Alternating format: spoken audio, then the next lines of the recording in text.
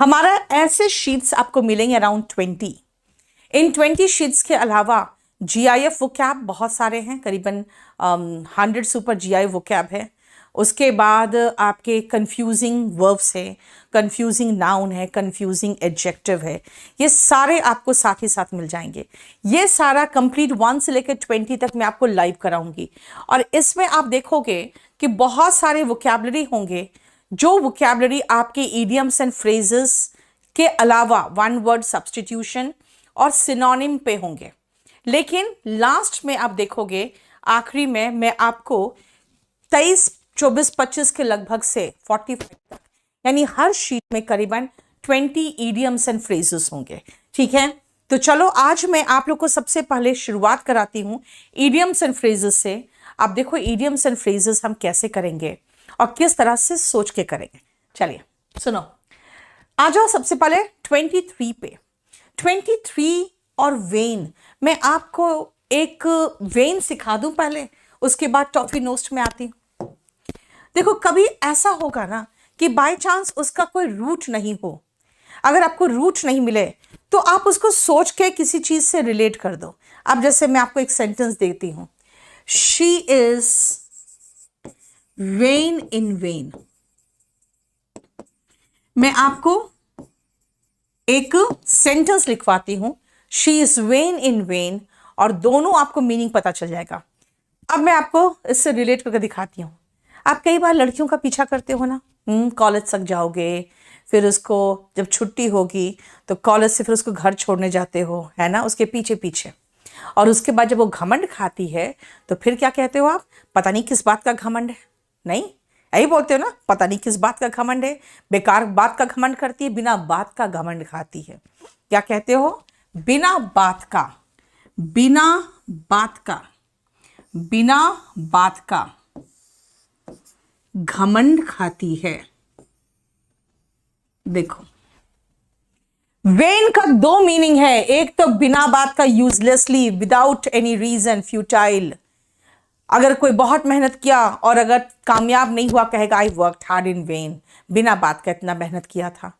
और अगर कोई घमंड खाता है तो कहोगे यार वो घमंडी है, शी इज वेन। तो मैंने क्या कहा, बिना बात का घमंड खाती है, she is when in when. ऐसे ही वेन लोगों को हम टॉफी नोस्ट भी कहते हैं। ऐसे ही वेन लोगों को हम टॉफी नोस्ट भी कहते हैं। यानी वेन का दो मतलब है, घमंडी, बिना बात का, घमंडी बिना बात का। मैंने क्या कहा, she is when in when, she is when in when. वो घमंडी है बिना बात का। वेन का मतलब बिना बात का और वेन का मतलब घमंडी। घमंडी का सिनोनिम कितना देखो, arrogant, haughty, supercilious, on high horse. एक और लिख सकते हो कंसीटेड। मैं सब ये सारा आपको मेरे हाथ का लिखा हुआ भी मिल जाएगा। आपको दो शीट मिलेगा। जिस दिन मैं पढ़ाने वाली रहूंगी उस दिन आपको पहला शीट मिलेगा, ठीक है। और जब मैं ये 45 वर्ड्स पूरा खत्म कर दूंगी तो उस दिन फिर आपको दूसरा शीट मिलेगा जो मेरे हाथ का लिखा हुआ होगा, ठीक है। ठीक है, चलो ध्यान से सुनो। मैंने क्या कहा, घमंडी बिना बात का, she is when in when. When का मतलब, अब ऐसा सोचो ना यार, बहुत अपने आप को सुपर समझती है। क्या बोलोगे, अपने आप को बहुत सुपर समझती है। सुपर समझती है, सुपर समझने वाला, सुपरसीलियस। अपने आप को बहुत सुपर समझती है यानी कि सुपरसीलियस। ऐसे याद रखो ना, सुपर समझती है, सुपरसीलियस, सुपर सुपरसीलियस, है ना, हो गया। अब नेक्स्ट देखो, ऑन हाई हॉर्स। बेटा ये घमंडी जो लड़कियां होती है ना, शादी के पहले तक ही सुपरसीलियस बनती है। एक बार ये लड़के ऑन हाई हॉर्स बैठ जाते हैं, उसके बाद इनका घमंड सातवें आसमान पे रहता है। नहीं कि भाई मैं पति परमेश्वर बन गया, उसके बाद इनका घमंड चालू होता है। मैंने आपको रिलेट कराया कि जैसे ये ऑन हाई हॉर्स बैठते हैं यानी घोड़ी पे सवार होते हैं, फिर घमंडी हो जाते हैं। ऑन हाई हॉर्स घमंडी, सुपरसीलियस घमंडी, कंसीटेड, एरोगेंट, हॉटी, ये सब है टॉफी नोस्ट और वेन का सिनोनिम। फिर कितने हो गए सिनोनिम देखो, vain, toffee nosed, arrogant, conceited, haughty, supercilious on high horse, सब का मतलब हो गया घमंडी। देखो क्लियर। टॉफी नोज हम ऐसे भी कहते हैं यार, बड़े नखरे करता है ना। टॉफी नोज का मतलब ये भी होता है बहुत नखरे करने वाला। तो टॉफी नोज का याद रखना, अपने आप को सुपर समझने वाला तो हो ही गया, लेकिन नखरे करने वाले को स्नॉबिश कहते हैं। और फैस्टिडियस बेटा वन वर्ड सब्सटीट्यूशन में कई बार आया है। जिनको खुश करना मुश्किल है, hard to please, hard to please, जिन्हें खुश करना मुश्किल है। फैस्टिडियस का मतलब होता है हार्ड टू प्लीज, जिन्हें खुश करना मुश्किल है। फैस्टिडियस का मतलब होता है हार्ड टू प्लीज, जिन्हें खुश करना मुश्किल है। क्लियर। अब आओ, टॉफी नोट्स से शुरू किया था हमने, लेकिन बीच में एक वोकैब भी आ गया है, परटर्ब। बेटा देखो, मैं दो तरीके से कराती हूं, एक तो रूट से कराती हूं और कहती हूं किसी से रिलेट कर दो या कुछ इमेजिन कर लो। अब देखो यहां पे परटर्ब को रिलेट कर सकते हो कैसे, परटर्ब डिस्टर्ब, परटर्ब डिस्टर्ब, टर्ब टर्ब, है ना, डिस्टर्ब परटर्ब, यानी सिनोनिम है। परटर्ब का मतलब ही होता है डिस्टर्ब, परटर्ब डिस्टर्ब, ऐसे सोचो। क्लियर। आओ next, apple of one's eye. आपकी माँ क्या कहती है, मेरा बेटा तो मेरी आंखों का तारा है। ही is the apple of my eyes. क्या वो कहती है, मेरा बेटा मेरे आंखों का तारा है। My son is the apple of my eyes, मतलब आंखों का तारा, बहुत प्यारा। अगर आप अपनी माँ के आंखों का तारा हो, इसका मतलब है you are the apple of her eye. Remember, कुछ लोग कहते हैं मैम तारा बोल रहे हो, यहाँ एप्पल लिख रहे हो। बेटा इडियम्स एंड फ्रेजेस में एग्जैक्ट ट्रांसलेशन नहीं होता। इडियम्स एंड फ्रेजेस में देखो एग्जैक्ट ट्रांसलेशन नहीं होता है। चलो नेक्स्ट आओ, एप्पल पाई ऑर्डर, मतलब इसमें खाली वर्ड याद रखो ऑर्डर। खाली वर्ड क्या याद रखोगे, ऑर्डर। ऑर्डर का मतलब एकदम ऑर्डर में, भाई मुझे सब कुछ एप्पल पाई ऑर्डर में चाहिए, मुझे इस रूम में सब कुछ एप्पल पाई ऑर्डर में चाहिए। ठीक है, एप्पल पाई ऑर्डर का मतलब एकदम चकाचक, स्पॉटलेस, एक जरा सा मुझे धूल नहीं दिखना चाहिए, स्पिक एंड स्पैन, चकाचक चाहिए मुझे room. Apple pie order, spotless यानी कि स्पिक एंड स्पैन। देखो इमैक्युलेट, इमैक्युलेट तब हम यूज करते हैं जब मान लो आपने कुछ लिख के दिया मुझे और मुझे लग रहा है कि एक जगह भी कहीं मिस्टेक नहीं है, तो मैं लिखूंगी इमैक्युलेट टास्क। ठीक है, क्या कहा मैंने, ऑर्डर्स याद रखो एकदम चकाचक, perfect order, spick and span, immaculate, spotless, जिसमें एक जगह पे स्पॉट नहीं हो उसको कहते हैं स्पॉटलेस। ठीक है, देखो नेक्स्ट आओ, जरा देखो ध्यान से, चलो सुनो ध्यान से। एप्पल ऑफ डिस्कॉर्ड 27 में आओ, ध्यान से सुनना। और एप्पल ऑफ डिस्कॉर्ड क्या है बेटा, एडम एंड ईव की कहानी सुने हो। एडम एंड ईव ऊपर एकदम मस्ती से ऐश कर रहे थे, ठीक है ना। भगवान ने कहा जो मर्जी खाओ पियो ऐश करो, लेकिन ये सेब मत खाना। ठीक है, अब लड़कियों के दिमाग में तो खुराफात चलता रहता है। ईव ने कहा यार इतना मस्त है सब चीज़ें यहाँ पर अवेलेबल कि एप्पल कितना अच्छा टेस्टी होगा, कितना स्वादिष्ट होगा। जो भगवान ने कहा नहीं ये मत खाना, मतलब वो अपने लिए रखे हुए हैं। तो ईव ने कहा एडम को कि मैं तो वो एप्पल मुझे चाहिए, भगवान ने जो एप्पल मना किया मुझे वो एप्पल चाहिए।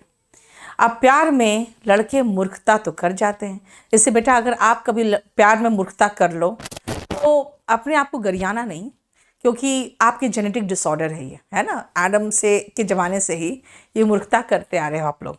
ठीक है, एडम ने कहा ठीक है जैसा तुम बोलो, है ना, मैं तो तुम्हारे प्यार में पागल हूँ।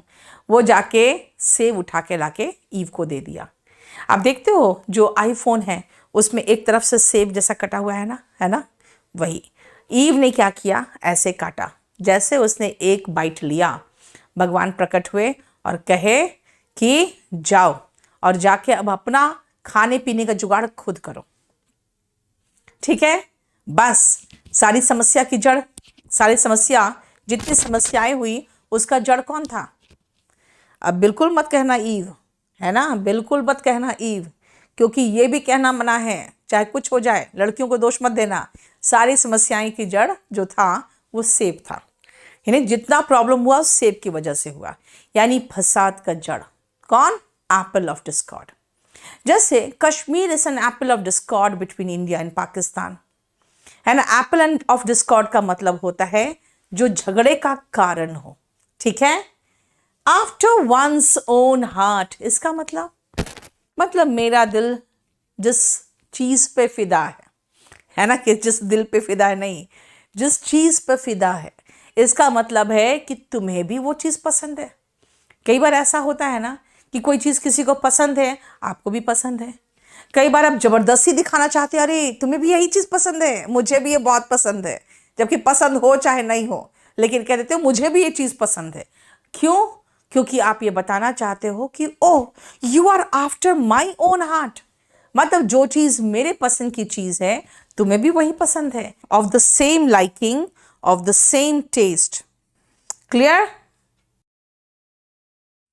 अब बुल इन चाइना शॉप, तुम लोग जरूर होते हो बुल इन चाइना शॉप, है ना। इन लड़कों को दे दो कि बेटा जरा खाना पीना, मेहमान आने वाले हैं, जरा इसको संभालना, ये टेबल जो है इसको संभालना। तो मतलब क्या कर दिया आपने बुल को चाइना शॉप में छोड़ दिया, पूरा सत्यानाश वो जरूर करेंगे। समझ में आया? बुल का मतलब होता है क्या? सांड। और चाइना शॉप ऐसे सोचो ना जैसे चीनी मिट्टी का बना हुआ सामान हो, ऐसे इमेजिन करो कि चीनी मिट्टी के बने हुए सामान है, वहां पे हमने सांड को छोड़ दिया, क्या तबाही मचाएगा? वही बुल इन चाइना शॉप, है ना। जैसे कि क्यों ओमिक्रॉन केस से इतना डर है सरकार को? सरकार ने देख लिया है कोविड का सेकेंड लहर, उनको पता है अगर इंडिया में ओमिक्रॉन आ गया it will be a bull in china shop. क्यों? इतनी घनी आबादी है यहाँ पे इंडिया में, और ये हाईली इन्फेक्टिव वेरिएंट है ना, बहुत ज़्यादा infection, 6 times more than delta कह रहा है इसको।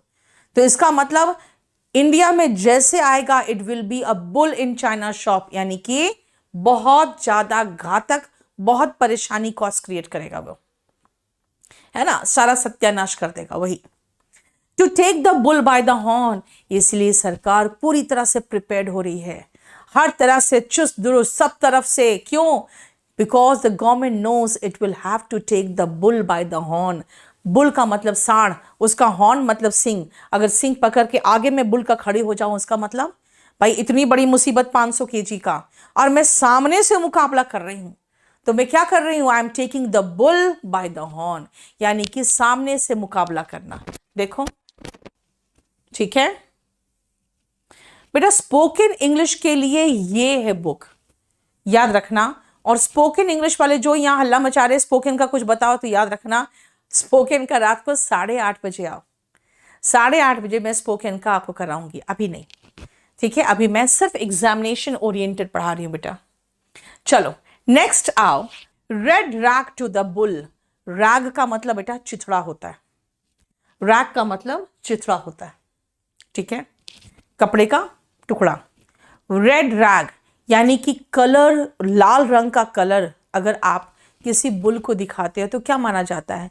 कि सांड बिल्कुल गुस्से में आ जाता है ना। वही तो red rag to the bull है। इसका मतलब है अगर मान लो किसी को कुछ ऐसा बताए आप कि वो चिढ़ जाए और गुस्सा में आ जाए, that is showing red rag to the bull. So red rag to the bull का मतलब है that makes one angry. Red rag to the bull का मतलब है दैट मेक्स वन एंग्री, जो आपको गुस्सा दिलाते, है ना।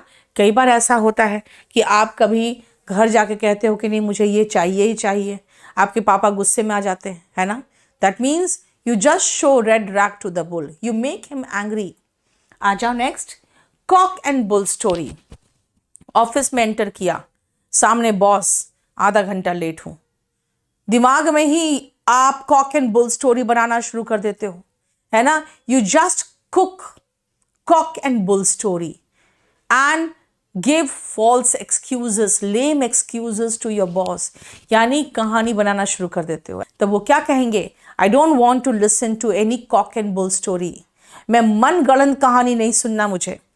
कई बार मैं भी क्या करती हूँ, अब बेटा कहता है कहानी सुनाओ, दिमाग में जो कहानी बनाया सुना दिया। I just cook up Kock and bull story, यानी कि मनगढ़ंत कहानी, समथिंग स्टोरी जो फॉल्स होगा, या ऐसा एक्सक्यूज बहाना, जैसे मैंने बॉस का नाम लिया, जो फॉल्स होगा। देखो नेक्स्ट आओ, हम लोग आज सिर्फ ईडियम्स कर रहे हैं, हम लोग सिर्फ आज ईडियम्स करेंगे, नेक्स्ट क्लास में वो क्या करेंगे, ठीक है। नेक्स्ट आओ मैन, अब मैन पर आते हैं, और याद रखना अगर महिला के लिए यूज कर रहे हैं तो ये सारे मैन वुमेन बन जाएंगे। महिला होगी तो वुमेन ऑफ लेटर्स कहलाएगा, वुमेन ऑफ सब्सटेंस कहलाएगा, वुमेन ऑफ मीन्स कहलाएगा। लेकिन अगर पुरुष के लिए यूज कर रहे हो, कैसा पुरुष? पढ़ा लिखा व्यक्ति। अगर व्यक्ति पढ़ा लिखा है तो कहेंगे मैन ऑफ लेटर्स, क्योंकि लेटर्स का मतलब बेटा 3 चीजें हैं। एक तो लेटर्स का मतलब चिट्ठियों के लिए बात करते हो, ABCD क्या है? लेटर्स है, 26 लेटर्स है इंग्लिश अल्फाबेट में। और तीसरा लेटर्स का मतलब लिटरेचर होता है। पुराने जमाने में साइंस नहीं था, क्या था? सिर्फ लिटरेचर था, और यही लिटरेचर पढ़ के, वेद पुराण पढ़ के लोग पढ़े लिखे कहलाते थे, है ना। तो मैन ऑफ लेटर्स का मतलब हो गया पढ़ा लिखा व्यक्ति। मैन ऑफ लेटर्स मतलब पढ़ा लिखा व्यक्ति। देखो चलिए, मैन ऑफ लेटर्स का मतलब हो गया पढ़ा लिखा व्यक्ति। मैन ऑफ सब्सटेंस और मैन ऑफ मीन्स। देखो बेटा, सब्सटेंस का मतलब होता है जैसे कोई चीज, आपके पास कुछ चीजें हैं, है ना, बहुत सारी चीजें हैं भाई, मेरे घर में ये है वो है सब कुछ है, राइट। कहाँ से आया? पैसे से। पैसा क्या है? मीन्स है। मीन्स मतलब साधन, संसाधन से ही तो आपके सब्सटेंसेस आते हैं। यानी आपके पास पैसे हैं जिससे आप सब्सटेंस खरीद रहे हो, आपके पास उसके बाद उन सब्सटेंस को किसी को दे के आप उसको क्या कर रहे हो? आप उसको अपना बना ले रहे हो, यानी कि आपके पक्ष में वो काम कर रहा है, चाहे वो मिनिस्टर या कोई पावरफुल व्यक्ति है। तो आप क्या कहलाओगे? आप मैन ऑफ मीन्स कहलाओगे, मैन ऑफ सब्सटेंस कहलाओगे, क्योंकि मीन्स का मतलब हुआ पैसा, संसाधन, साधन। तो आप रिच पर्सन हो, और उसी से चीज़ें खरीद के आप क्या करते हो? अपने पास पूरी चीज़ें भरे हुए हो, बहुत बढ़िया गाड़ी है, घर है, एकदम सब कुछ है, और उन्हीं से लोगों को कुछ कुछ गिफ्ट देते हो और उनको फिर अपने पक्ष में काम करवाते हो। तो क्या हो जाते हो? आप रिच और पावरफुल बन जाते हो। देखो, तो man of means and man of substance दोनों सिनोनिम है। चलो नेक्स्ट आओ, मैन ऑफ पार्ट्स। पार्ट्स मतलब भाई ये स्टडी है, मैं इसमें बहुत अच्छी हूँ, ओके, डांस बहुत अच्छी हूँ, ओके, स्पोर्ट्स में मैं बहुत अच्छी हूँ। अब मैं कहूँगी मैं इसमें भी अच्छी हूँ, इसमें अच्छी हूँ, कहूँगी ma'am then you are a women of parts. यानी कि आप सभी चीज़ों में, हर भाग में, लाइफ के हर पार्ट में अच्छे हो। इसका मतलब वर्सेटाइल हो, ये person talented in multiple areas. देखो, man of word. Man of word क्या है बेटा? वर्ड का मतलब खाली शब्द नहीं होता, वर्ड का मतलब होता है प्रॉमिस, वर्ड का मतलब वादा भी होता है। जुबान का पक्का, मैन ऑफ वर्ड। और वर्ड्स मत कर देना, अगर वर्ड्स लगा दिए ना तो गलत हो जाएगा, क्योंकि वर्ड में एस नहीं लगेगा तभी वो वादा कहलाएगा। अगर एस लगा दोगे तब तो शब्दों की बात हो जा रही है। सो मैन ऑफ वर्ड का मतलब होता है जुबान का पक्का। देखो, मैन ऑफ स्ट्रॉ। अच्छा, स्ट्रॉ का मीनिंग बताओगे जरा आप लोग? स्ट्रॉ का मीनिंग बताओ तो बेटा। तिनका, क्योंकि तिनका भी जो पतला होता है ना, उसके अंदर भी ऐसे ही बिल्कुल कंप्लीटली हॉलो रहता है अंदर से, उसमें भी चाहो तो पानी खींच सकते हो। उसी को देख के जो स्ट्रॉ बना है, जिसको आप पाइप कह रहे हैं, तिनका, मैन ऑफ स्ट्रॉ। तिनका कैसा होता है? हवा चलेगी तो ऐसे हो गया, हवा चला तो ऐसे हो गया, अब ऐसे मोड़ोगे तो ऐसे मुड़ जाएगा। सो स्ट्रॉ का मतलब होता है तिनका। मैन ऑफ स्ट्रॉ का मतलब है वैसे ही कमजोर आदमी। मैन ऑफ स्ट्रॉ का मतलब क्या हुआ? वैसा ही कमजोर आदमी, ठीक है। यानी कि जिसका कोई अस्तित्व नहीं, यार इतना कमजोर है, थोड़े से पैसे में बिक जाएगा, है ना, थोड़ा सा उसको कुछ लालच दे दो, वो आपका सारा राज खोल देगा। इसका मतलब है कि वो आदमी और वीक कैरेक्टर है, उसमें ऑनेस्टी, इंटेग्रिटी जैसा कुछ है नहीं। वो आदमी ऐसा है जो चरित्र का कमजोर है, ठीक है। अब आते हैं next, man of many words. Many words का मतलब बहुत सारे शब्द। अरे जितना बोलना है उतना बोलो ना, इतना इतना क्यों बोल रहे हो? You are man of many words. यानी कि जहां पे 2-4 शब्दों से काम चल जाए, आप बोले जा रहे हो, बोले जा रहे हो। ऐसे लोगों को कहते हैं बातुनी। हिंदी में, इंग्लिश में क्या कहते हैं? Talkative, garrulous, loquacious. क्या क्या है देखो? Talkative, garrulous, loquacious. तो मैन ऑफ मेनी वर्ड्स का उल्टा क्या होगा? ठीक उसके नीचे है देखो, ये है man of few words. What is the meaning of man of few words? Taciturn, reticent, reserved. Taciturn, reticent, reserved, यानी कि जिसका मतलब है कि जो आदमी कम बोले। Taciturn, reticent, reserved. Man of few words, man of many words का उल्टा है, यानी लोक्वाशियस। लोक्वाशियस, टॉकेटिव और गैरुलस का एंटोनिम है टैसिटर्न, रेटिसेंट और रिजर्व्ड। देखो कोई प्रॉब्लम बताओ? आ जाओ। इन ब्लैक एंड व्हाइट, बेटा व्हाइट रंग का पेज होता है और उसमें ब्लैक से लिखे होते है ना, इसका मतलब लिखित में। भाई मुंह जवानी में बात नहीं करना चाहती हूं, मैं आपके बातों पे भरोसा नहीं कर सकती हूँ। I want everything in black and white, मुझे सब कुछ लिखित में चाहिए। I want everything in black and white, सब कुछ लिखित में चाहिए। To raise the white flag, देखते हो कई बार ऐसा होता है कि चारों तरफ से सैनिकों को, अगर सैनिक कोई दुश्मन सैनिक है उसको घेर लिया गया है, तो वो क्या करता है ना, कुछ भी सफेद हो या सफेद जैसा हो उसको ऐसे ऐसे करने लगता है, और कुछ सफेद नहीं हो तो भी ऐसे ऐसे करने लगेगा कोई चीज उठा के। मतलब कि देखो I have raised the white flag, मतलब मैं सरेंडर कर रहा हूं, मैं हार मान चुका, मुझे जान से मत मारो। यानी ये to raise the white flag एक तरह का इंडिकेशन होता है, एक तरह का आप दिखाना चाह रहे हो कि भाई मैं हार चुका, मैं हार मान चुका। To raise the white flag का मतलब होता है to surrender and to accept defeat. Next आओ, white livered and white faced, दोनों सेम है लगभग। व्हाइट लिवर्ड होता है डरपोक, एंड व्हाइट फेस कहते हैं चेहरा डर से सफेद पड़ गया, कहते हो ना कई बार, यानी सफेद पड़ जाना यानी डर जाना। तो व्हाइट लिवर्ड, व्हाइट फेस्ड दोनों है चेहरा सफेद पड़ गया यानी डर से। व्हाइट लिवर्ड मतलब ही डर, मतलब डरपोक, कहेंगे ही इज व्हाइट लिवर्ड या he is white faced now, यानी चेहरा डर से सफेद पड़ गया। लेकिन व्हाइट फेस्ड का एक और मतलब है, सिर्फ डरने से नहीं, कई बार ऐसा होता है बीमार में भी आदमी का जो चेहरे की लालिमा होती है, जो ब्लड सर्कुलेशन है चेहरे में, वो खत्म हो जाता है, व्हाइट सा एकदम पीला पीला सा दिखने लगता है। तब भी कहते हैं कि क्या हुआ, बीमार हो क्या, यू लुक व्हाइट फेस्ड। ठीक है, इसका मतलब अगेन चेहरा सफेद पड़ना। और बेटा व्हाइट लाई जो है ना, ये व्हाइट लाई हिंदी वाला सफेद झूठ नहीं है। हिंदी में सफेद झूठ का मतलब होता है सरासर झूठ, लेकिन इंग्लिश में सफेद झूठ नहीं, व्हाइट लाई का मतलब है ऐसा झूठ जिससे आपको कोई नुकसान नहीं होने वाला। जैसे चिल्ड्रन है ना, sometimes you laugh at the white lies of the children, वो ऐसा झूठ बोलते हैं जिससे किसी को कोई तकलीफ नहीं होने वाला, कोई परेशानी नहीं होगा, बस वो झूठ बोल दिए और आप भी हंस के टाल देते हो। तो व्हाइट लाई का मतलब हुआ ऐसा झूठ जिससे कोई नुकसान ना हो। आज मैं आपको उन वोकैबुलरी जो रूट से बना हुआ है। चलो आ जाओ सबसे पहले, और ये सारा रूट जो है ना आपको लिखा हुआ मिल जाएगा। ये ध्यान रखना कि ये पहला शीट जो आपको मिलेगा वो तो ब्लैंक मिलेगा, बस खाली वोकैबुलरी ऐसे लिखा हुआ। जब मैं खत्म कर दूंगी पूरा शीट, तब अलग नेक्स्ट शीट जो लोड होगा वो मेरे हाथ का लिखा हुआ लोड हो जाएगा। ठीक है, क्याको का मतलब होता है बेटा बैड, और फोनी मतलब फोन हुआ यानी कि साउंड हुआ। क्याली का मतलब होता है ब्यूटीफुल। ये मैं आपको रूट बता रही हूं, कहां इसका रूट क्या है।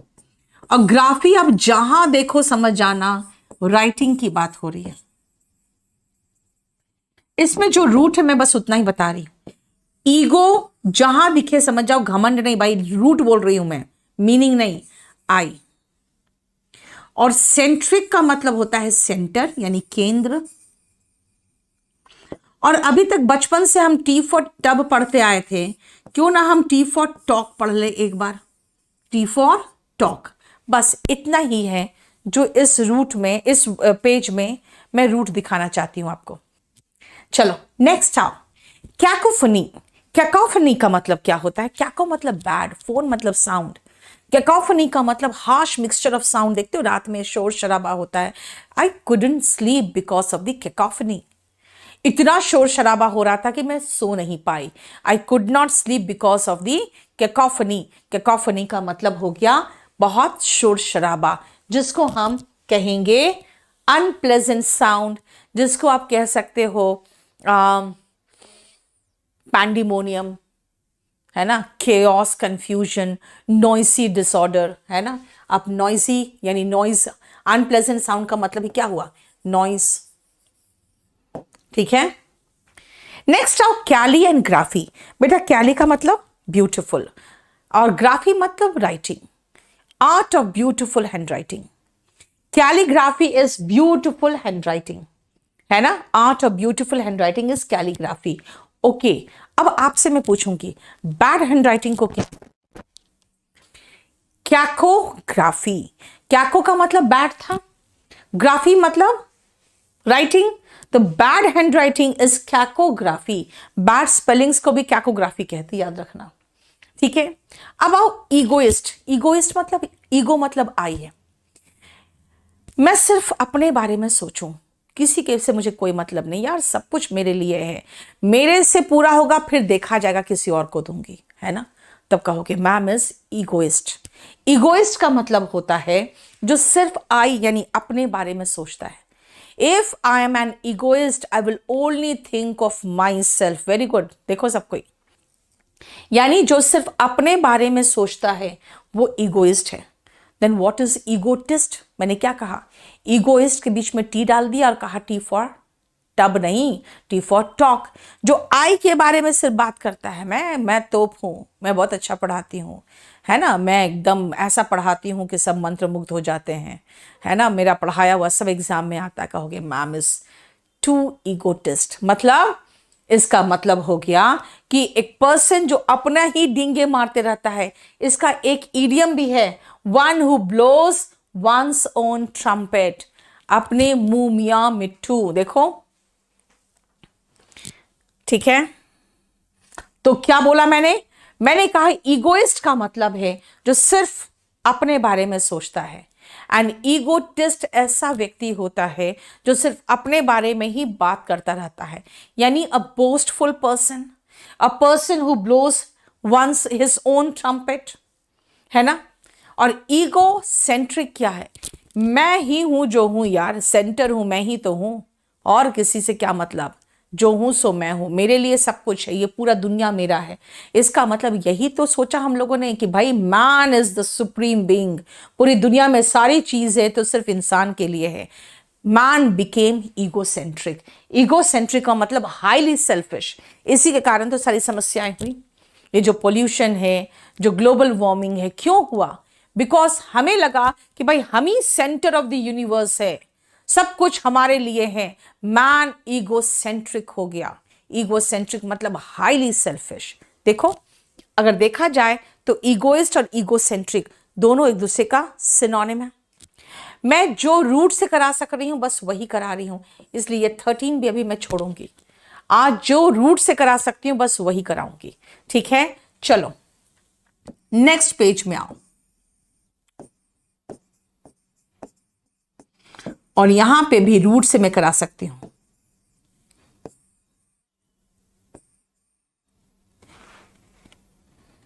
ठीक है,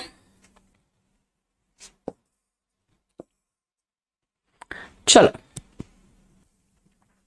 नेक्स्ट आओ, ego mania. What is ego? Ego मतलब मैंने कहा आई, और मेनिया मतलब सनक।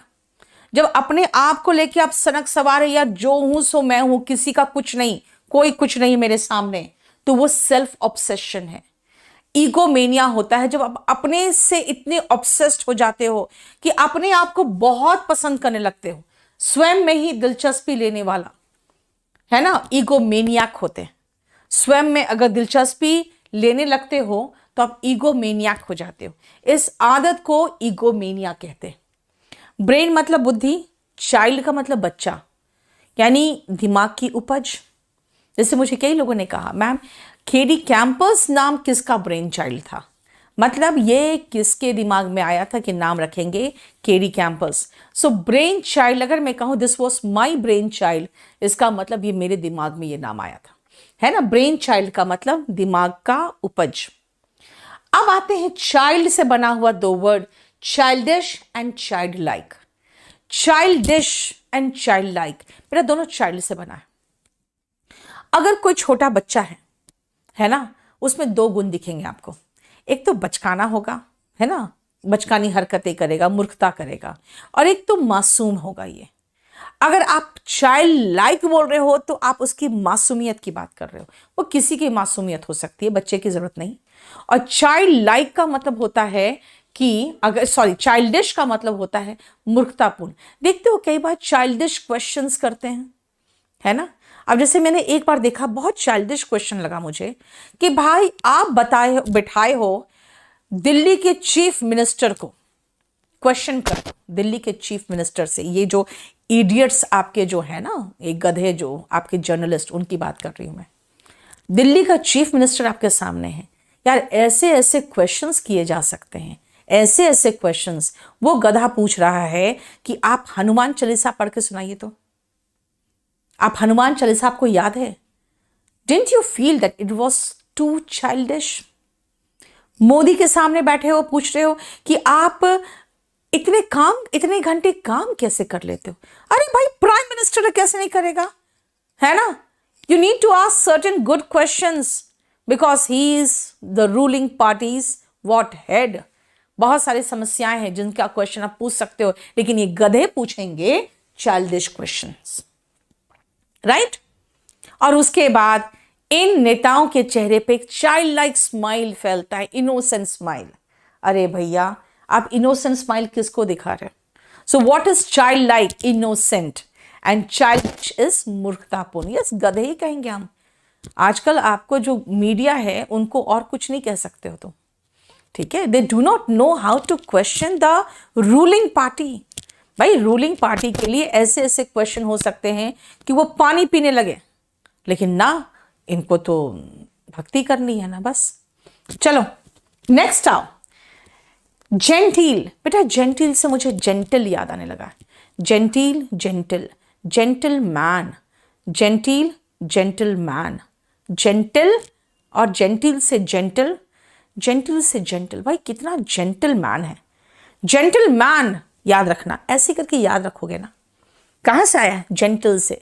जेंटल कहां से? Gentle man, right. आप सुनो ध्यान से। जेंटल मैन का मतलब हो गया यार, जेंटल मैन का जब पिक्चर रहता था हमारे स्कूल के कॉपी में, किताब में, तो किताब में एक कोट पहन के आदमी और हैट पहन के नीचे लिखा रहता था जेंटल मैन, है ना। ये भी है जो हम लोगों को बहुत ही गंदे तरीके से अंग्रेजों ने ये डाला है कि भाई जेंटलमैन वही हो सकता है जो कोट और टाई और हैट पहने हो, वही जेंटलमैन हो सकता है। क्यों भाई, धोती में जेंटलमैन नहीं हो सकता? ठीक है, एनीवे चलो, अभी जब आपको याद आ रहा है जेंटलमैन, तो ऐसे याद रखो ना कि अगर वो जेंटलमैन की हम बात कर रहे हैं तो कोट पैंट टाई वही पहन सकता है जिसके पास पैसे हो, यानी कि अच्छे लेवल का हो। कैसे? पैसे वाला, यानी कि of high social class, of high social class. और अगर आप कहोगे कि जेंटलमैन के अलावा अगर हम जेंटलमैन किसको कहते हैं, तो भाई जो विनम्र सभ्य आदमी होता है वो जेंटलमैन होता है। जो सभ्य आदमी होता है वो जेंटलमैन होता है। याद रखना, जेंटलमैन की अगर बात करोगे तो वो पोलाइट भी तो होता है, विनम्र भी तो होता है। सो जेंटलमैन इज पोलाइट, और you can say very good when you speak to them. अब मैंने आपको यहां तक कराया था ना, चलो अब देखो, जिसके साथ मुझे कुछ रूट मिल रहा था मैं रूट कराते जा रही, लेकिन जब रूट नहीं मिल रहा है तो चलो वापस चलते हैं, अब सोच के करते हैं। कि और कोई तरीका है क्या याद करने का? चलो अब मैं आपको इसका तरीका सिखाती हूं, क्योंकि मैंने कहा ना कि अगर रूट है तो रूट से करो, रूट नहीं है तो सोच के करो। जैसे मैं कहूं आपको, देखो, बीटिफिक, बीट का मतलब पीटना होता है, बीट का मतलब हराना भी होता है। एक बात बताओ, जब इंडिया पाकिस्तान को बीट करता है क्रिकेट मैच में, आपको बहुत खुशी नहीं महसूस होती है? हाँ, you feel beatific, you feel beatific when India beats Pakistan. You feel beatific when India beats Pakistan. You feel beatific, यानी जब हम पाकिस्तान को हराते हैं तो हम खुशी महसूस होता है। beatific का synonym ecstatic, euphoric, gleeful, happy, gay, merry। देखो, happy, gay, ecstatic, euphoric, elated, blissful, है ना? देखो, ब्लिसफुल, ग्लीफुल नहीं दिया हुआ इसमें, ग्लीफुल।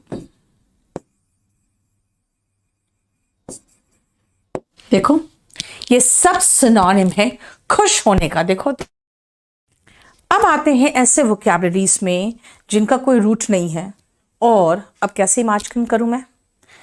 बर्ली, बली, बर्ली को हम बली से रिलेट करेंगे। इसका मीनिंग मैंने देखा, अच्छा बलवान, इसका मतलब बली, बली, BURLY में आर का प्रोनाउंसिएशन सॉफ्ट करेंगे, बली। बली का मतलब जैसे बाहुबली हो गया, बजरंग बली हो गया, यानी बल से भरा हुआ, है ना? बल से भरा हुआ जिसमें काफी शक्ति है, इसीलिए बर्ली को मैं बली से रिलेट कर दूंगी। ऐसा योद्धा, Baahubali was a burly warrior, है ना? बर्ली वॉरियर, वॉरियर मतलब योद्धा, बाहुबली एक बलवान, है ना? बल से भरा हुआ वॉरियर था, वॉरियर मतलब योद्धा। Baahubali was a burly warrior, burly बली, ऐसे याद रख लिया, है ना?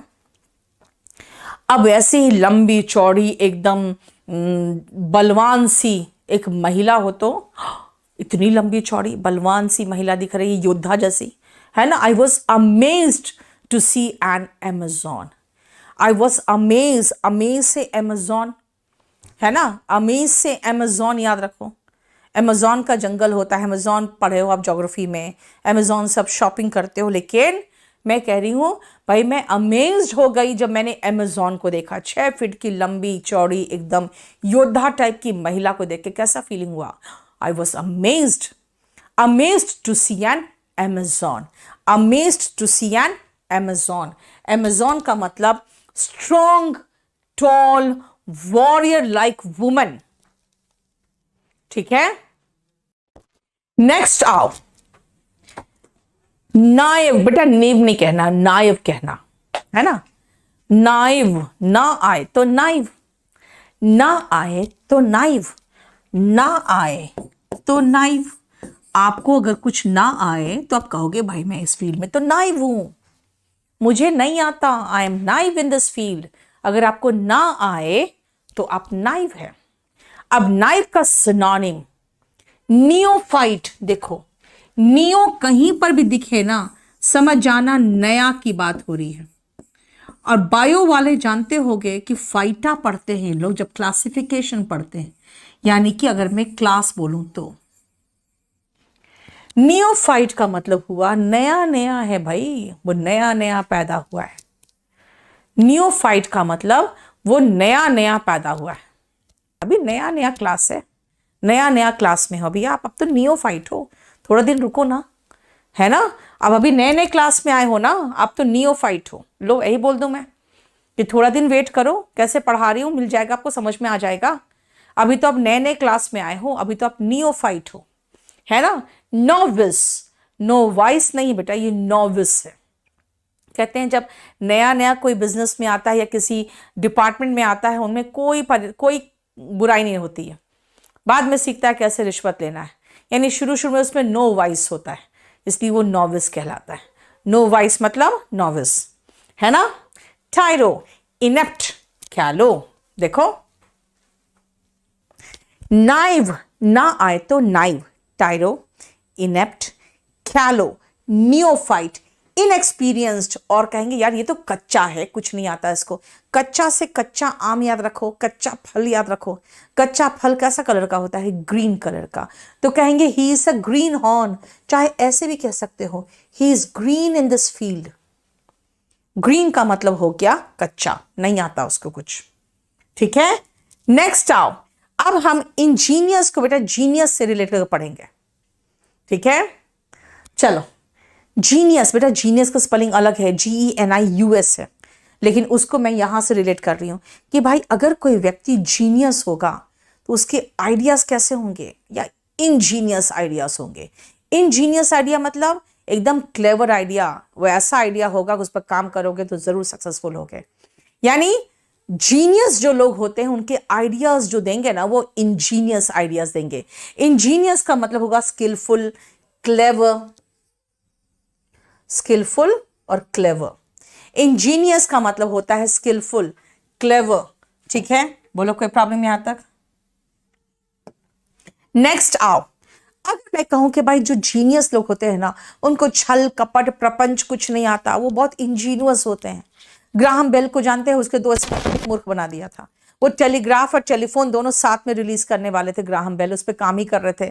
तब तक दोनों असिस्टेंट उसको टेलीग्राफ लेके भाग गया और जाके वर्ल्ड को दिखा दिया, देखो देखो हमने टेलीग्राफ मशीन बनाया है ना। तो उन लोग क्या होते हैं, जो जीनियस लोग होते हैं ना, बहुत इंजीनियस होते हैं, जानते हो। वो मतलब उनको कनिंगनेस नहीं आता, वो एकदम क्राफ्टी नहीं होते, ऑनेस्ट इनोसेंट होते हैं वो लोग, नॉट क्राफ्टी होते हैं। उन लोग धूर्त नहीं होते, श्रूड नहीं होते, है ना। देखो इंजीनियस जो होते हैं वो क्राफ्टी नहीं होते। ठीक है, चलो। अब मैं फिर से जीनियस जोड़ूंगी 6 से। मैंने क्या कहा? जीनियस लोग जो होते हैं ना, उनके इंजीनियस आइडियाज होते हैं। वो बहुत मासूम से होंगे, चाइल्ड लाइक, वेरी गुड, है ना, इनोसेंट होंगे, मासूम होंगे, क्राफ्टी नहीं होंगे, उनको छल कपट नहीं आता, है ना। वो इंजीनियस होते हैं। और अगर हमारे देश में ऐसे जीनियस लोग हैं तो हम इंडिजिनस क्यों नहीं फाइटर प्लेन्स बनाते हैं, है ना। क्यों राफेल बाहर से मंगा रहे हैं? इंडिजिनस फाइटर प्लेन्स बनाना चाहिए ना हमें। इंडिजिनस, मैं कह रही हूं इंडिया में ऐसे जीनियस लोग हैं। जब इंडिया में ऐसे जीनियस लोग हैं तो इंडिजिनस फाइटर प्लेन्स बनाए ना हम। इंडिजिनस मतलब मूल वहीं का, ओरिजिनेटिंग और अकरिंग नेचुरली वहीं का। इंडिजिनस मतलब वहीं का, ओरिजिनल वहीं का। कोई जरूरी नहीं कि इंडिया से, लेकिन मैं ऐसे सोच रही हूं कि इंडिया के जीनियस लोग हैं इतने सारे, तो हम इंडिजिनस फाइटर प्लेन्स क्यों नहीं बनाते, है ना। सीजन्ड, सीजन का मतलब वसंत, पतझड़, सावन, है ना, ये सब सीजन है। अब आपके फादर कई बार कहते हैं ना, हमने कई कई वसंत देख रखे हैं, तुम मुझे मूर्ख बनाओगे, धूप में बाल सफेद नहीं किए। इसका मतलब काफी एक्सपीरियंस्ड हूं मैं। I am seasoned, experienced, past master, veteran, proficient, efficient, adept, deft. ठीक है, इन सबका एंटोनिम है वो, इन सबका एंटोनिम है एडेप्ट, डेफ्ट, तो उसका एंटोनिम है इनेप्ट। देखो, इनएक्सपीरियंस्ड है, यहां पे एक्सपीरियंस्ड है। Experienced, proficient, past master, veteran. Amitabh Bachchan को बॉलीवुड का वेटरन कहा जाता है। एडेप्ट, डेफ्ट, ये सब है क्या? प्रोफिशिएंट का सिनोनिम, जिसमें चाहो तो आप लिख सकते हो डेक्स्टरस और एड्रॉइड। ये आपको बाद में आएगा भी क्योंकि वो रूट भी है। ठीक है, होड कहते हैं ना, और ये होड, ये दोनों एक साथ बता दूं मैं आपको। ऐसे देखो, एक लाइन में लिख सिखा दूंगी। होड ऑफ ट्रेडर्स, होड शुगर। देखो, ट्रेडर्स के झुंड ट्रेडर्स क्या करते हैं? शुगर को छिपा के जमा करते हैं। होर्ड शुगर मतलब छिपा के जमा करना, और होर्ड ऑफ ट्रेडर्स मतलब झुंड के झुंड ट्रेडर्स।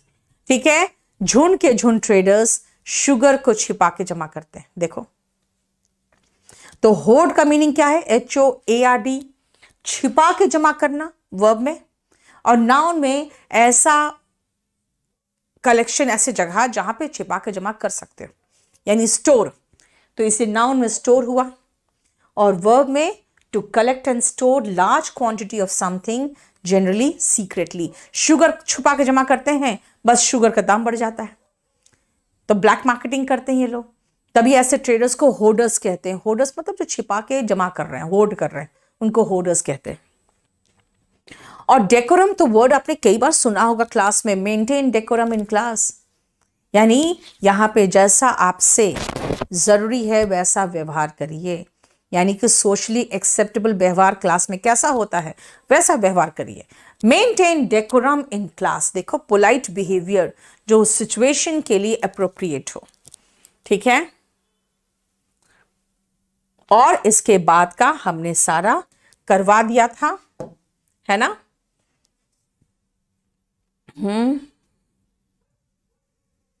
बस ये कंप्लीट ये शीट हो चुका है।